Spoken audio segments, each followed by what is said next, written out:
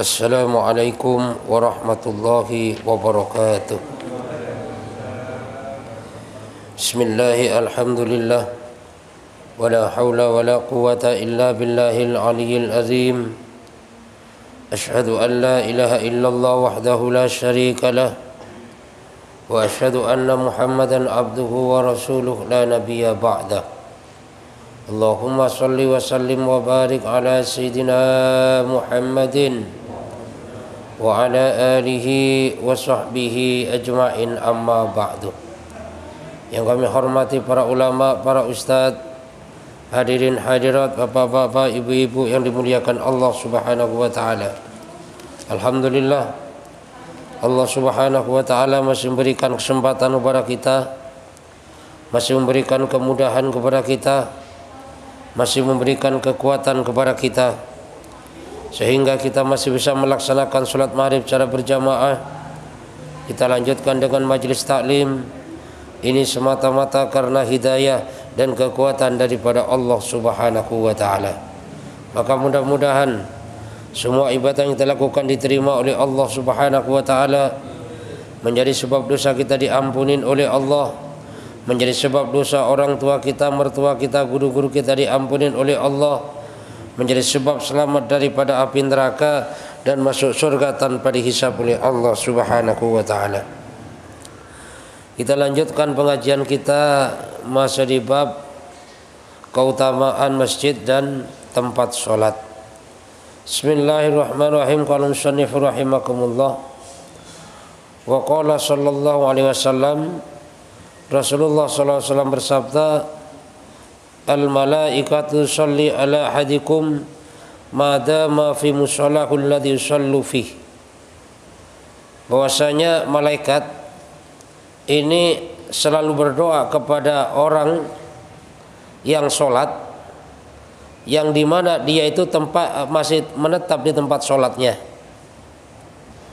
Dengan ucapan apa? Malaikat mengucapkan Allahumma sholli alaihi, Allahumma arhamhu, Allahumma ighfir lahu man lam yahdus aw yakhruj minal masjid. Jadi seseorang yang melaksanakan sholat, kemudian dia duduk di tempat sholatnya, selagi dia tidak berhadas dan dia tidak keluar masjid, maka pada saat itu pula malaikat selalu berdoa kepadanya.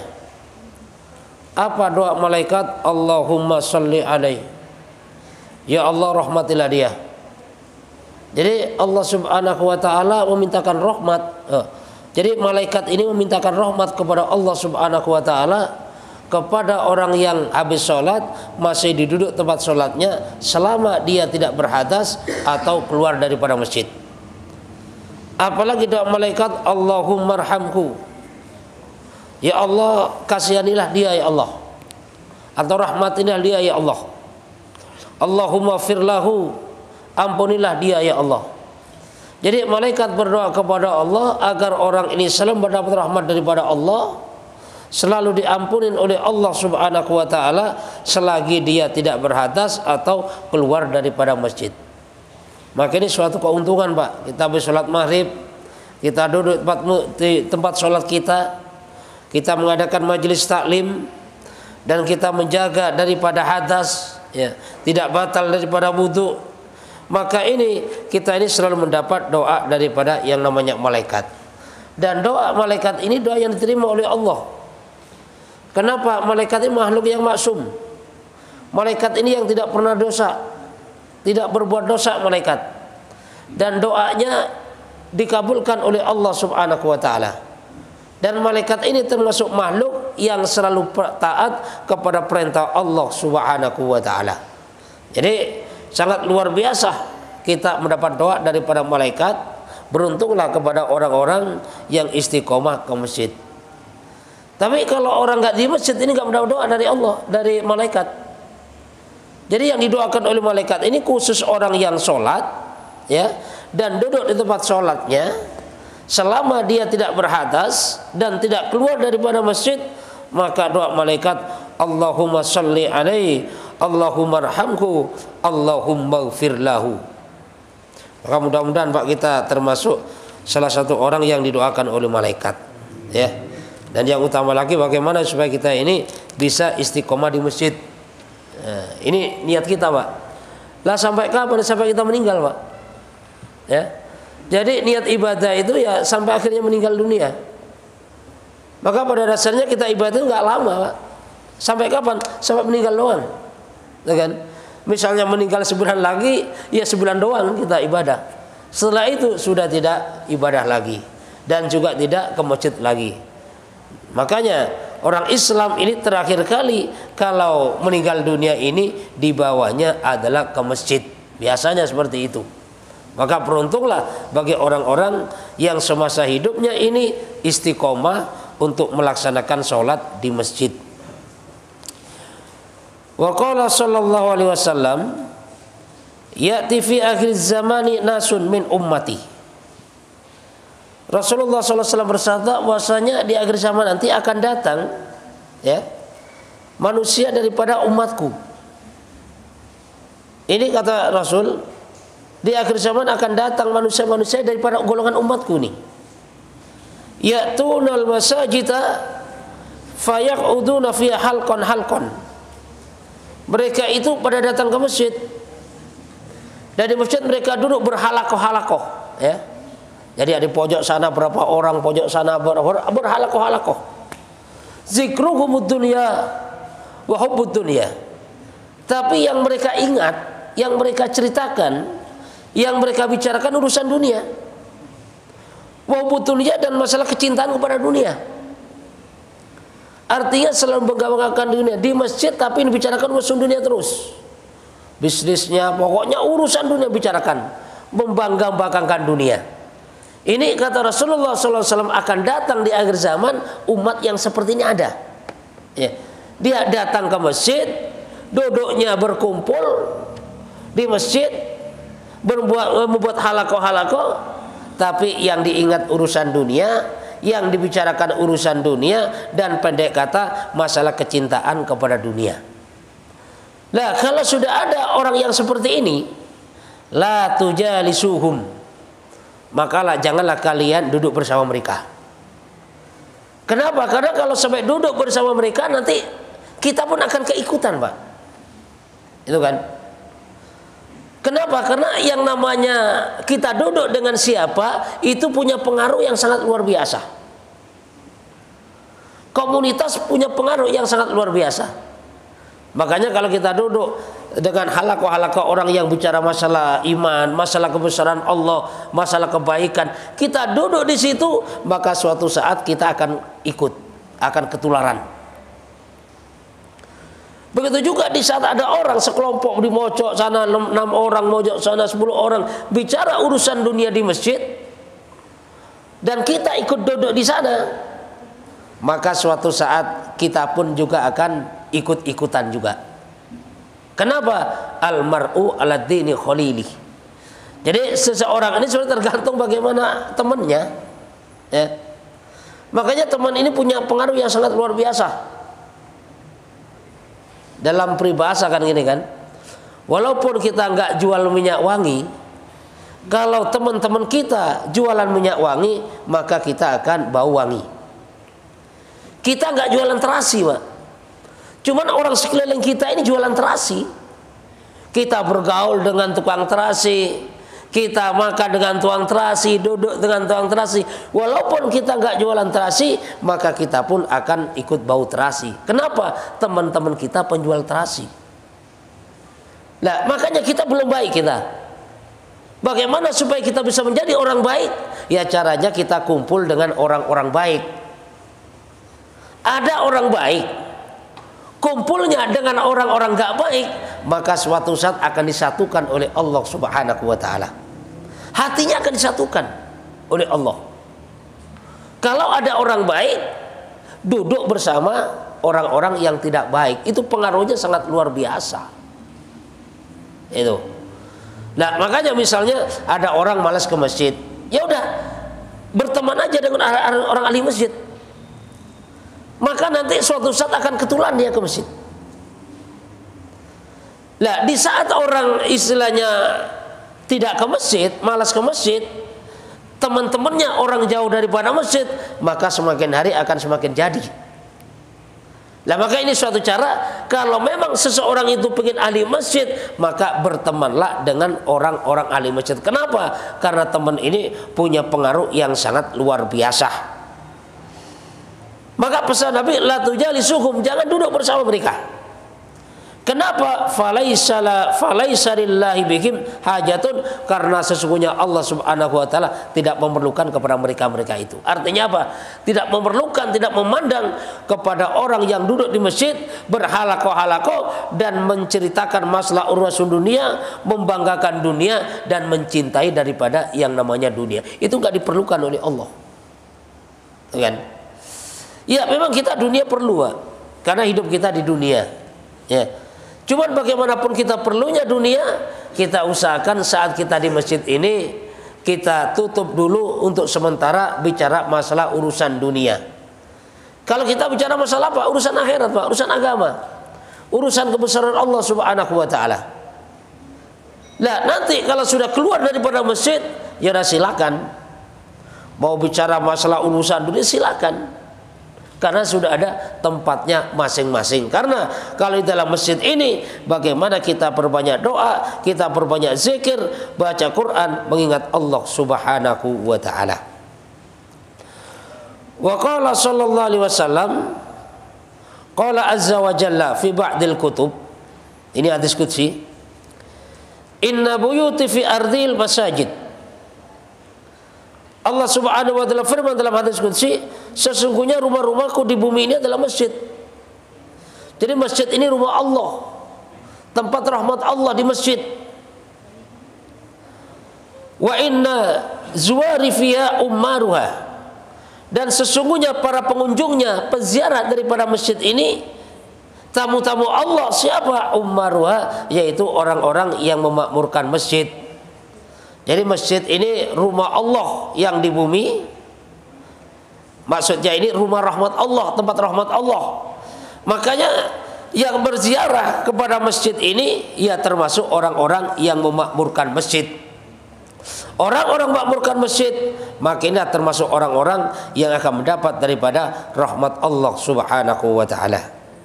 Fatuba li abdin tadhuru fi baitihi summa zarani fi baiti faqa 'alal mazur ayukarrima zairahu. Maka beruntunglah bagi seorang hamba. Hamba yang bagaimana? Hamba yang bersesuci di rumahnya, kemudian menziariku, mengunjungiku, kata Allah. Fi baiti, di rumahku di masjid. Lah, maka hak daripada orang yang dikunjungi untuk memuliakan daripada orang yang mengunjungin. Artinya apa? Artinya orang yang mengunjungi masjid, mengunjungi rumah Allah Subhanahu wa taala akan dimuliakan oleh Allah Subhanahu wa taala. Kemuliaan akan diberikan. Lah, yang jelas kemuliaan di sini jamuan Allah Subhanahu wa taala yang sifatnya rohani, Pak. Sifatnya rohani. Makanya orang-orang yang ahli masjid, yang biasa di masjid ini, diantaranya sakinah, keterangan jiwa akan diberikan oleh Allah. Ya. Makanya orang yang lagi pusing, Pak, di luar, udah ke masjid aja, Pak.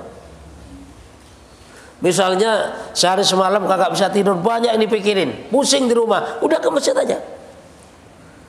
Di masjid nanti dijamu oleh Allah Subhanahu wa taala dengan ketenangan. Allah tanamkan ketenangan di dalam hatinya. Sehingga biasanya orang yang ke masjid itu, ya, taklim, Pak, itu bisa tidur, Pak. Ini nih. Jadi sambil duduk ini ada yang ngorok juga itu. Orang yang tidur kan berarti orang tenang itu, Pak. Kalau orang lagi gelisah, banyak pikiran, banyak penderitaan, orang nggak akan bisa tidur itu. Itu dijamu oleh Allah Subhanahu wa taala. Beruntunglah ya bagi seorang hamba yang bersesuci di rumahnya. Makanya kan kita sunnah apa itu sebelum ke masjid kita wudhu di rumah kita dengan sempurna, ya. Wudhu dengan sempurna sesuai dengan tuntunan Rasul. Sunnah-sunnahnya kita jalankan. Kemudian kita berangkat ke masjid. Satu langkah dinaikkan derajat, satu langkah diampuni dosa oleh Allah Subhanahu wa taala. Ya kan? Memakmurkan masjid. Dan termasuk orang memakmurkan masjid ini kan termasuk salah satu orang yang bisa meredam daripada murka Allah. Kan? Makanya dalam hadis qudsi di dalam tafsir Ibnu Katsir, Allah Subhanahu wa taala berfirman, "Inni lahamu ila alil ardi azaban." Kata Allah, sungguhnya saya itu mau menumpahkan bencana yang sebesar-besarnya kepada penduduk bumi. Karena kekafirannya, karena dosanya, karena macam-macamnya, mau ditumpahkan oleh Allah Subhanahu wa taala bencana yang sebesar-besarnya. Tapi kata Allah, fa idza nazartu ila ummari buyuti, tapi di saat saya melihat orang-orang memakmurkan rumahku, wal mutahabina fi, dan berkasih sayang karenaku, wal mustaghfirina bil asar, dan istighfar di waktu sahur, di waktu malam, sepertiga malam dia bangun istighfar kepada Allah Subhanahu wa taala, sarraftu dzalika anhum, maka bencana yang seharusnya aku tumpahkan jadi aku alihkan ke tempat yang lain. Ini gara-gara orang makmurkan masjid. Artinya apa? Artinya di sini ada 3 amalan yang bisa meredam daripada murka Allah Subhanahu wa taala. Yang pertama adalah memakmurkan masjid. Memakmurkan masjid ini dengan amalan-amalan masjid, dengan sholat berjamaah, dengan zikir, dengan dakwah, dengan taklim, dengan khidmat. Ini bentuk daripada memakmurkan masjid. Ini bisa menolak daripada murka Allah, meredam murka Allah, dan orang berkasih sayang karena Allah. Di kampung itu satu dengan yang lain itu rukun. Gak ada yang saling berantem, gak ada yang saling caci memaki, gak ada yang saling benci satu sama lain. Berkasih sayang karena Allah, datang kepada saudaranya karena Allah, berkunjung kepada saudaranya karena Allah. Dan bangun malam, bangun malamnya sini adalah dengan istighfar kepada Allah. Sholat malam dia istighfar kepada Allah, nangis kepada Allah, minta hidayah kepada Allah, mendoakan umat supaya dapat hidayah, mendoakan umat supaya selamat daripada azab Allah Subhanahu wa taala. Jadi kalau ada 3 macam manusia ini di dalam suatu kampung, maka bisa meredam daripada yang namanya murka Allah Subhanahu wa taala.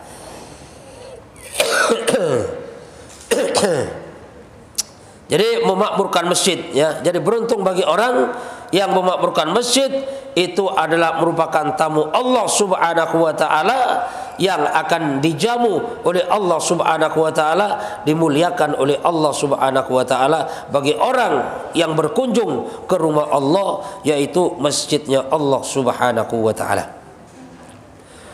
Wa qala Anas bin Malik, man asraja fil masjid sirajan lam tazalil malaikatu wa hamlatul arsy yastaghfirunahu ma dama fi dzalikal masjid dawuhu. Barang siapa yang beri penerangan di dalam masjid, memberikan lampu supaya masjid itu terang, lalu apa yang fadilahnya, keuntungannya? Kalau orang memberikan penerangan dalam masjid, lam tazalil malaikatu wa hamlatul arsy, maka malaikat dan malaikat yang membawa aras, memikul aras, yastaghfiruna lahu, selalu istighfar kepadanya, madama fi dzalikal masjid dauhu, selama di masjid itu masih ada cahaya daripada lampu tadi. Ya, makanya Pak, orang yang berikan penerangan kepada masjid itu sangat luar biasa. Malaikat istighfar. Para malaikat yang membawa aras, memikul aras, istighfar sampai akhirnya tidak ada cahaya di masjid itu. Misalnya Pak, ada satu masjid, misalnya si A yang bayar listriknya, itu selama ada penerang di masjid, malaikat istighfar terus itu Pak, istighfar terus untuk dia selama lampunya belum padam. Itu sangat luar biasa. Makanya kalau kita paham bagaimana keuntungan-keuntungan yang semacam ini, bisa jadi di masjid itu yang mau bayar listrik itu rebutan Pak, bukan? Bisa berebut itu. Kenapa? Karena setiap yang diterangin, selama lampu itu masih menerangi daripada masjid, malaikat ini selalu beristighfar untuknya. Makanya kita niat Pak, insyaallah Pak ya. Mudah-mudahan Allah Subhanahu wa taala berikan kemudahan kepada kita itu kan. Jadi bagaimana setiap yang sama-sama kita baca, sama-sama kita dengarkan. Intinya bagaimana kita bisa amal, Pak. Ya. Jadi bukan hanya kita tampung di otak saja ilmu ini, bagaimana ilmu sudah nyampe ke hati. Sehingga kalau ilmu sudah nyampe ke hati, maka kita akan mudah untuk bisa beramal. Kenapa? Karena kerja bentuk namanya keyakinan. Ya. Karena manusia ini akan beramal dengan keyakinan, itu kan. Akan berbuat segala sesuatu dengan keyakinan. Semakin yakinnya kuat kepada Allah, maka semakin kuat mengamalkan daripada yang namanya janji Allah Subhanahu wa taala.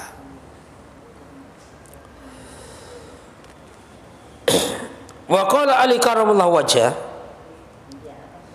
idza matal abdu yabki alaihi musallahu minal ar.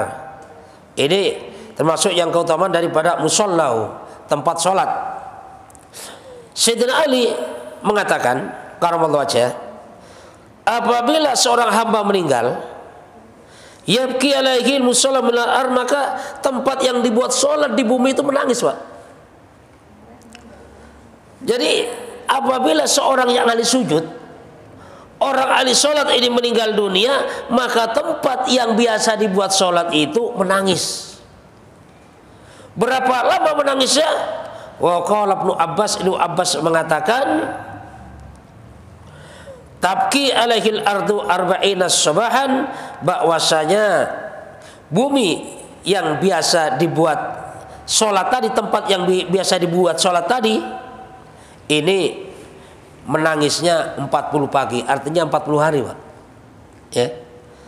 Jadi kata Ibnu Abbas, tabki alaihil ardu arba'ina sabahan, menangisnya tempat yang dibuat sholat tadi yaitu 40 hari.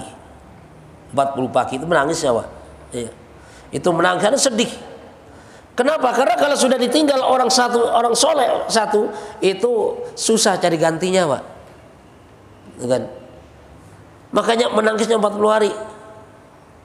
Mungkin istri, Pak, istri paling cinta pada suaminya, paling meninggal suaminya, berapa hari dia menangis? Paling seminggu udah cengar-cengir dah ke tetangga, kan. Seorang suami kan meninggal istrinya, berapa lama dia menangis? Tapi tempat sholat, tempat yang biasa kita buat sholat, Pak, kalau kita meninggal dunia itu menangisnya selama 40 hari, Pak. Itu kan, itu nggak main-main itu. Makanya beruntunglah seseorang ini yang banyak menggunakan di bumi ini sebagai tempat sholat. Makanya masjid, kalau semakin banyak kita sholat di masjid, maka semakin banyak masjid yang nangis nanti, Pak. Coba bayangkan, kalau kita dari kota ke kota, kampung, banyak masjid yang kita datangin, maka saat kita meninggal banyak juga yang masjid yang menangisi tentang kematian kita. Itu.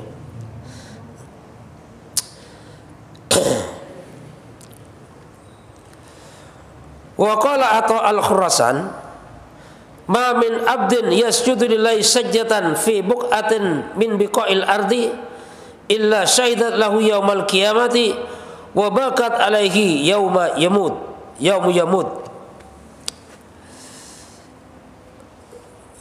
Kata Imam Atha al-Khurasan, bahwasanya tidak ada satu seorang hamba yang sujud kepada Allah dengan satu sujud saja di satu tempat daripada bumi, artinya di mana dia bersujud di tempat bumi ini, kecuali tempat itu akan menjadi saksi pada hari kiamat dan menangis di saat orang yang sujud itu meninggal dunia. Ini kata Imam atau Al-Khurasan. Jadi seseorang yang sujud dengan satu sujud di bumi, satu tempat di bumi ini, maka besok akan jadi saksi. Makanya, Pak, misalnya kita di masjid ini sholat besok di situ, terus di sini, maka setiap tempatnya jadi saksi, Pak. Makanya ada seorang ibu-ibu di rumahnya itu, pokoknya semua rumah itu pernah dibuat sholat. Mulai dari ruang tamunya, pokoknya semua ruangan yang di situ itu pernah dibuat sholat semuanya. Itu pernah ada ibu-ibu cerita seperti itu. Ya. Bahkan di kamarnya, pokoknya nggak buat sholat, cuma kamar mandi doang lah. Semua ruangan di situ dibuat sholat.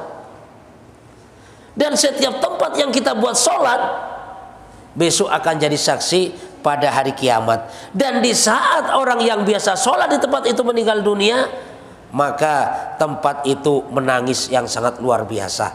Kata Ibnu Abbas tadi, selama 40 hari terus menangis, ya, tidak berhenti-henti. Kenapa? Karena dia bersedih, belum tentu ada lagi orang yang menggantikan yang seperti itu. Karena kalau pejabat meninggal, Pak, gampang gantinya, Pak. Tapi kalau orang soleh meninggal, itu susah jadi ganti, Pak. Ya. Jadi kalau sudah orang soleh yang meninggal, udah susah jadi ganti, gitu kan? Makanya ya kita lihat, Pak, ya, kita belajar lah ya, bagaimana sisa-sisa umur yang diberikan oleh Allah Subhanahu wa taala ini, kita belajar untuk selalu istiqomah di masjid, ya. Kita jaga sholat-sholat sunat, ya. Sholat sunat silakan di rumah. Kalau bisa rumah semuanya dibuat sholat, nggak apa-apa. Kenapa? Untuk jadi saksi. Bahkan kalau kita pergi ke masjid itu sunnah, itu kan. Berangkatnya itu jalan sini, pulangnya jalan situ. Artinya apa? Pulang dan berangkatnya ini kalau bisa dengan jalan berbeda. Kenapa? Setiap yang kita injak itu di situ akan jadi saksi pada hari kiamat besok. Ya kan? Ya barangkali dulu kan kita masih sebelum taubat, ada jalan yang biasa kita buat maksiat misalnya kan. Setiap kita mau bermaksiat kita selalu lewat di situ. Lah sekarang kita sudah taubat, bagaimana jalan yang dulu kita lewatin bermaksiat itu kembali kita lewatin, tapi untuk taat kepada Allah Subhanahu wa taala. Untuk ke jalan kita menuju masjid, jalan menuju ke taklim, jalan menuju silaturahmi. Sehingga seandainya besok bersaksi di hadapan Allah Subhanahu wa taala, biar kebaikan inilah yang lebih banyak dibandingkan keburukan-keburukannya. Sehingga apa? Sehingga persaksiannya kebaikan lebih kuat. Kalau lebih banyak kita lewat di situ, digunakan untuk yang namanya kebaikan, ya. Jadi ini makanya amalan masjid ini, Pak, saya ulangi lagi dari awal, bahwasanya amalan masjid ini untuk makmurkan masjid ini yaitu dengan cara dakwah ilallah. Kita buat gerakan dakwah. Dakwah ini bisa juga dakwah secara infiradi. Misalnya kita datang kepada setiap orang, kita bicara dakwah bisa. Atau bahkan kita dengan silaturahmi ke siapa bisa, ketemu orang siapa bisa, kita dakwah, kita ajak, kita buat gerakan dakwah. Untuk apa? Untuk memakmurkan masjid. Dan di samping kita buat gerakan dakwah, kita juga buat taklim. Taklim baik taklim di masjid atau di rumah. Bagaimana diusahakan di rumah kita pun ada taklim, Pak. Nah taklimnya taklim apa? Ya kalau kita nggak bisa baca kitab gundulan, ya udah kita kan ada kan terjemahan seperti Fadilah Amal, itu terjemahan itu, Pak. Riyadhus Shalihin ada terjemahan. Lah untuk siapa? Ya untuk kita, untuk keluarga kita. Makanya diusahakan dibuat ya taklim Fadilah Amal ini waktunya istiqomah, tempatnya pun juga istiqomah. Itu dibuat di rumah kita. Untuk siapa? Untuk keluarga kita. Ya. Itu taklim itu, Pak, kalau kita buat di rumah kita punya kekuatan yang sangat luar biasa. Agar supaya di rumah kita itu hidup yang namanya suasana agama. Kita hidupkan juga istilahnya zikir dan ibadah, amalan-amalan zikir, amalan-amalan ibadah yang lain, baca Quran dan sebagainya. Kemudian juga kita hidupkan yang namanya amal khidmat atau yang disebut dengan pelayanan kepada umat. Insyaallah, Pak, ya. Mudah-mudahan Allah Subhanahu wa taala berikan kekuatan kepada kita. Allah berikan kepahaman kepada kita sehingga kita bisa mengamalkan dan menyampaikan kepada saudara-saudara kita yang lainnya. Subhanakallahumma bihamdika asyhadu an la ilaha illa anta astaghfiruka wa atubu ilaik. Assalamualaikum warahmatullahi wabarakatuh.